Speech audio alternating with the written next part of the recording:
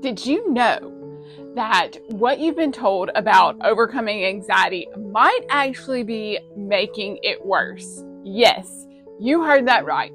Some of the most common advice out there is not only ineffective, but also can be counterproductive. Hi, I'm Leslie, and as a therapist who has guided many people to achieve physical, mental, and emotional wellness, I've seen firsthand how these misconceptions can derail even the best efforts to manage anxiety. In today's video, we're going to dive deep into the world of anxiety and debunk 3 surprising myths that might be holding you back from finding the peace and calm that you deserve. These myths are more pervasive than you might think, and they often lead to frustration and a sense of helplessness. But the good news is, by understanding the truth behind these myths, you can unlock new effective strategies for managing your anxiety. We're going to explore why some of the most commonly accepted methods might not be working for you, and I'll provide you with the insights and tools that you need to really make a difference in your life. So if you're ready to get off the anxiety hamster wheel and find real solutions that work, stay with me. By the end of this video, you're going to have a clearer understanding of what's been holding you back and how to move forward with confidence and clarity. Let's get started and reveal the truth about overcoming anxiety. Myth number 1, you can simply will anxiety away. People might think that you can simply will away anxiety because of misunderstandings about mental health, the oversimplification of coping strategies, or the influence of motivational rhetoric that emphasizes mind over matter. Some may not fully grasp the complexities of anxiety disorders and the physiological, psychological, and environmental factors that are involved. Additionally, cultural attitudes about prioritizing resilience and self-reliance can lead to the misconception that anxiety is merely a matter of personal weakness or a lack of effort. The reality is that overcoming anxiety requires more than just willpower. It involves professional help, lifestyle changes, and coping strategies. Professional help, counselor, doctor, psychiatrist, or a psychologist. Lifestyle changes like eating, moving, and sleeping. Lifestyle changes that can help manage anxiety include physical activity that can reduce stress and improve mood by releasing endorphins. Eating a balanced diet with plenty of fruits, vegetables, and whole grains can impact your overall well-being and stabilize your mood. We are what we eat. Ensuring sufficient and quality sleep helps regulate your emotions and reduces anxiety. And practices like meditation, yoga, and deep breathing exercises can reduce stress and improve your mental focus. Reducing the intake of stimulants and depressants can prevent exacerbation of anxiety symptoms, and building and maintaining strong social connections can provide emotional support and reduce feelings of isolation. Establishing a regular routine and staying organized can reduce the chaos and uncertainty that triggers anxiety. Engaging in activities that you enjoy can provide a distraction and a sense of accomplishment. Reducing exposure to screens, especially before bed, can improve sleep and reduce your anxiety-inducing stimuli. Making these changes can help create a foundation for better managing anxiety, although individual results are going to vary to some degree. Affirmations, visualizations, journaling, meditation, breathing, or even going on a walk are great coping strategies. Myth number 2, medication is the only solution.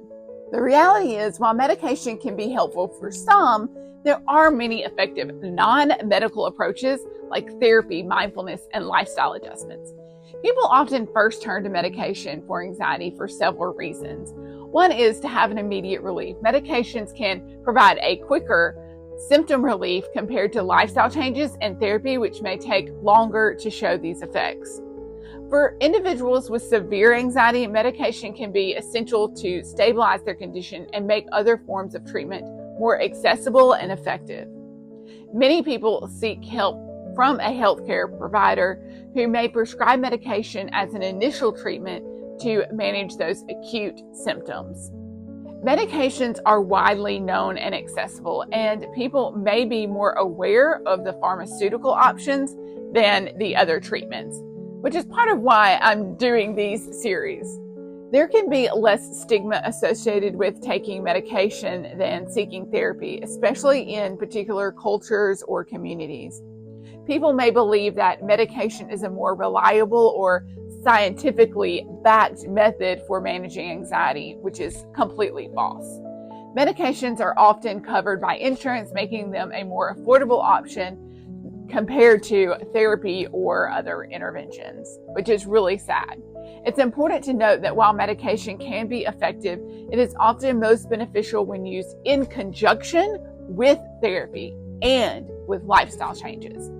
While medication can be effective in managing your anxiety, it is important to consider potential side effects and issues that may arise from using it, such as dizziness, drowsiness, nausea, weight gain, sexual dysfunction, and insomnia. Some medications can lead to dependency and have withdrawal. Medications can lead to intolerance, where higher doses are needed to achieve the same effect, and this results in dependency and difficulties when attempting to discontinue the medication. Stopping certain anxiety medications abruptly can lead to withdrawal symptoms, which can sometimes be really severe and may require medical supervision to manage.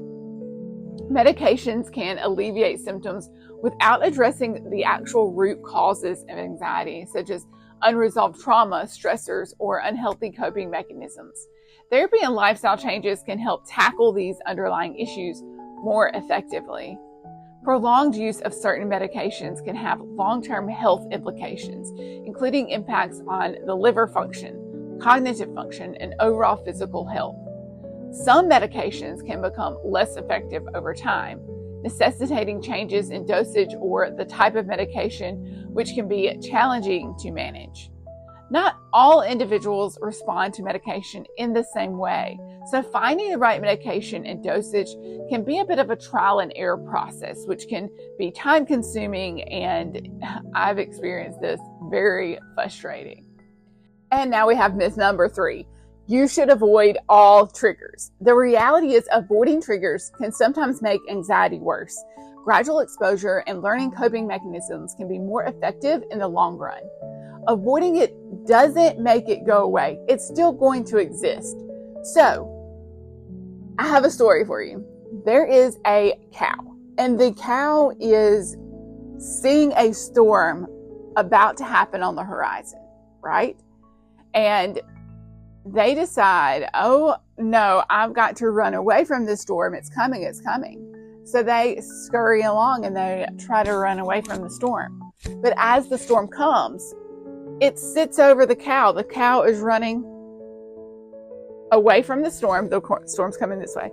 Okay. And the cow's running away, but the storm catches up with the cow. And the cow keeps running. So the storm follows the cow wherever it's going. That's not how it's going to work. If you want to overcome fear, you have to run towards the storm. And so that's where the buffalo comes in. So the buffalo sees the storm and he says, oh, I see this storm coming. What should I do? And the buffalo says, instead of being afraid of the storm and running away from it, I'm going to run towards it. So the buffalo starts and he sees the storm and he starts running towards the storm, and he goes over the storm, and the storm just keeps going and keeps going, and voila! The buffalo is run through the storm because he faced his fear. And that's just like anxiety. If we decide to avoid seeing it and try to avoid the triggers that are happening, it's not going to go away. And so we need to just face our fear, go through it, and get to the other side. And that's why one of the coping strategies that can be really effective are doing coping strategies on a regular basis, having a practice of self-care, a practice of a routine, whether that is breathing, whether that is journaling, whether that is meditating, whether that is exercising, whether that is saying affirmations, whether that is listening to positive and upbeat music. All of these things, if you decide that there's one particular thing that you're really interested in, or more than one thing, but the more variety we can add, the more coping strategies we can practice on a daily basis when we're not anxious, the more we're going to be able to pull those tools in when we are. So comment something that you're going to start doing to practice overcoming your anxiety today.